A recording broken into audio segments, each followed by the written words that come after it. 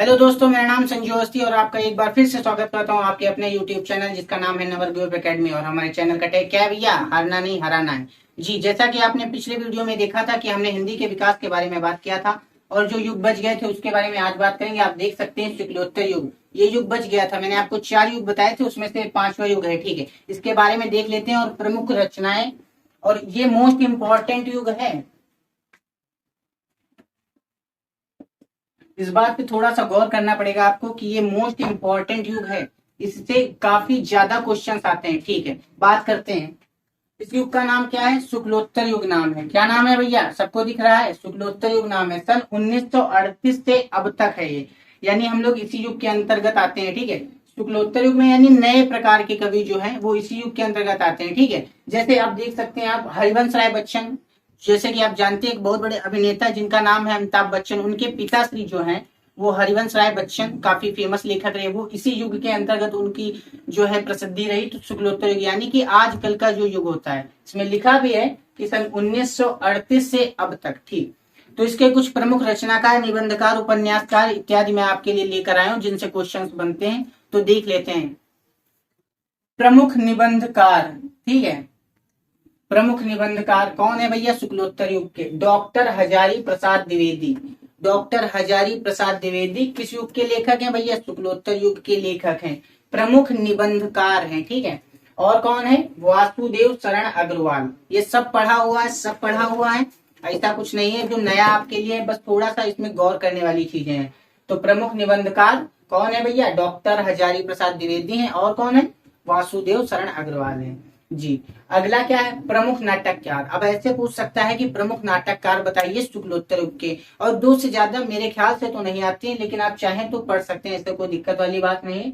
तो प्रमुख नाटककार कौन है भैया? डॉक्टर राम कुमार वर्मा। और एक बात हमेशा याद रखें, आप कुछ लोग कहेंगे सर ये डॉक्टर थोड़ो ना थे, ये डॉक्टर इनको एक रिस्पेक्ट के तौर पर कहा जाता है। ठीक है, तो इससे कंफ्यूज नहीं होंगे कि ये डॉक्टर थे, डॉक्टर नहीं थे इसलिए डॉक्टर नहीं लिखा गया, ऐसा कुछ नहीं है। तो डॉक्टर राम कुमार वर्मा और विष्णु प्रभाकर, ठीक है, क्या थे भैया? प्रमुख नाटककार थे। किस युग के थे? अब आपको इस बात को हमेशा ध्यान में रखना है कि शुक्लोत्तर युग के थे। ठीक है, और कब से कब तक? 1938 से अब तक। आपको इतना बस याद रखना है कि शुक्लोत्तर युग जो था सबसे लास्ट का था और अभी तक शुक्लोत्तर युग ही चल रहा है। ठीक, प्रमुख कहानीकार। तो शुक्लोत्तर युग के प्रमुख कहानीकार कौन थे भैया?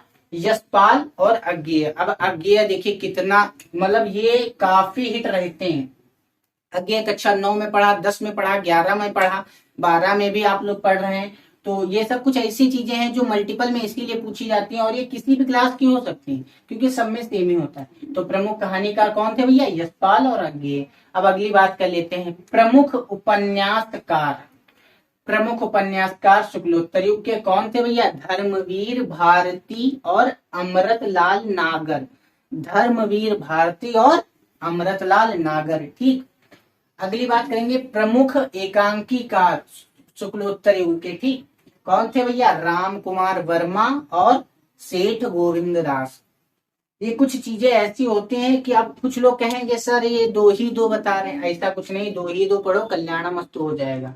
आगे पढ़ेंगे, प्रमुख एकांकीकार राम कुमार वर्मा, सेठ गोविंद दास। दिख रहा है? राम कुमार वर्मा और सेठ गोविंद दास। ठीक, इतनी बात समझ में आई सबको? इतनी बात समझ में आई? प्रमुख उपन्यासकार हो गए, प्रमुख एकांकीकार हो गए, इतना समझ में आया? ठीक, फिर आगे बढ़ेंगे। ये हो गया प्रमुख आत्मकथाएं। आत्मकथाएं क्या होती हैं? देखिए, इस बात पे थोड़ा सा गौर करेंगे कि आत्मकथाएं भैया होता क्या है। देखिए, आत्मकथा का मतलब क्या होता है कि अपने विषय में किसी को विस्तृत रूप से बताना। क्या भैया? अपने विषय में किसी को विस्तृत रूप से बताना। ठीक है, तो उसको आत्मकथा बोलते हैं। जैसे अपने ही जीवन के बारे में कुछ बताना। अब लेखक हैं तो बताएंगे, हालांकि उनका काम ही लिखना होता है। तो प्रमुख आत्मकथाएं गुलाब राय ने लिखा है। इस बात को हमेशा गौर में रखेंगे, यहाँ पे मैं लिख दे रहा हूं कि ये लेखक हैं, ठीक है, और ये उनकी रचना है। और यहाँ पे रचना का मतलब क्या है? आत्मकथाएं। आत्म, पहले लिख लेता हूं फिर समझाता हूं। इस बात को समझना कि लेखक ये हैं, क्या है लेखक? गुलाब राय हैं, और इनकी आत्मकथा, यहाँ पे रचना बोल रहा हूं पर आपको समझना पड़ेगा कि इनकी आत्मकथा के बारे में बात करें तो गुलाब राम ने अपनी आत्मकथा लिखी, उसका नाम क्या दिया उन्होंने, टॉपिक क्या, शीर्षक क्या है भैया, मेरी असफलताएं। यानी उन्होंने क्या असफलताएं अपने जीवन में फेस की या अपने जीवन में उनको क्या क्या असफलताएं मिली उसके बारे में लिखा है। ठीक है, काफी अच्छी कहानी आप पढ़िए, मैंने पढ़ा है, बहुत ही अच्छी इससे हमको सीख मिलती है। अगला है हरिवंश राय बच्चन। ये तो सब लोग जानते होंगे, कौन है भैया, अमिताभ बच्चन के पापा हैं, you know father about this. ठीक, तो हरिवंश राय बच्चन, इन्होंने क्या लिखा है, क्या भूलूं क्या याद करूं। ठीक, क्या भूलूं क्या याद करूं। ठीक, तो ये तो मोस्ट इंपॉर्टेंट है, आजकल के युग की बात कर रहे हैं तो इसको तो भैया रटा होना चाहिए। ठीक, फिर अगली बात कर लेते हैं कि प्रमुख जीवनी लेखक। अब देखो जीवनी, लोग कहेंगे जीवनी क्या हो, तो जीवनी मतलब जीवन के बारे में। ठीक, तो प्रमुख जीवनी लेखक, ये शॉर्ट होते हैं और ये मतलब थोड़ा लंबी हो जाती है। इनके जीवन के विषय में लोगों ने बताया, बुक वालों ने बताया। ठीक, तो प्रमुख जीवनी लेखक अमृत राय, इनकी कौन सी जीवनी है, कलम का सिपाही। क्या बात क्या बात क्या बात, कलम का सिपाही। वो कहते हैं ना pen is mightier than sword. हालांकि मैं हिंदी का टीचर हूँ लेकिन आपको बता दूं कलम ही मस्तिष्क की जुबान है, इस बात को आपको समझना पड़ेगा।